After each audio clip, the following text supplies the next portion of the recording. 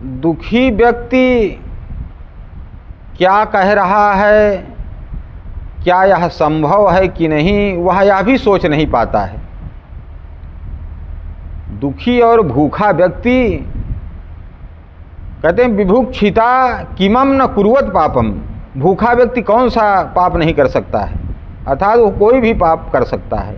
इसी प्रकार जो दुखी व्यक्ति रहता है, परेशान व्यक्ति रहता है, उसकी सोचने की शक्ति चली जाती है कि मैं क्या कह रहा हूँ। महाराज दशरथ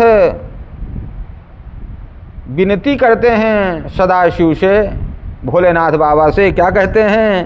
कहते हैं सुमिरी महेश ही कहई निहोरी, बिनती सुनहु सदा शिव मोरी।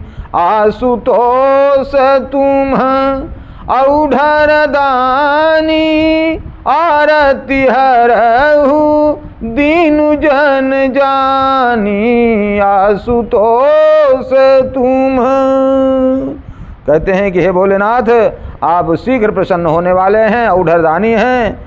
आप मुझे अपना दीन सेवक जानकर मेरे दुख को दूर कीजिए। तो क्या मांगते हैं? कहते हैं तुम प्रेरक सबके हृदय, सोमति राम ही देहु। बचनु मोर तजि राहि घर, परिहरु सीलु सनेहु सियावर रामचंद्र की जय। क्या कहते हैं? कहते हैं कि आप प्रेरक रूप से सबके हृदय में निवास करते हैं, आप ही प्रेरणा देते हैं। प्रेरणा के रूप में आप सबके हृदय में निवास करते हैं। आप श्री रामचंद्र जी को ऐसी बुद्धि दीजिए, कहते हैं जिससे वह मेरे वचन को त्याग करके और सील और स्नेह को छोड़ करके घर में ही रह जाएं, वन को न जाएं। अब बताइए, राम जैसे पुत्र से ऐसी बात दशरथ जी कह रहे हैं।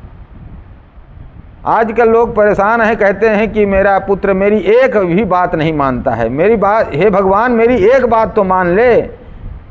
और महाराज दशरथ कहते हैं कि हे भोलेनाथ, ऐसा कुछ कीजिए कि मेरा पुत्र राम मेरी एक बात न माने।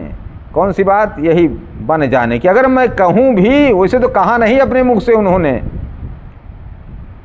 केवल राम जी ने सुन करके माता मुख से वन को प्रस्थान कर दिए। बोले श्यावर रामचंद्र की।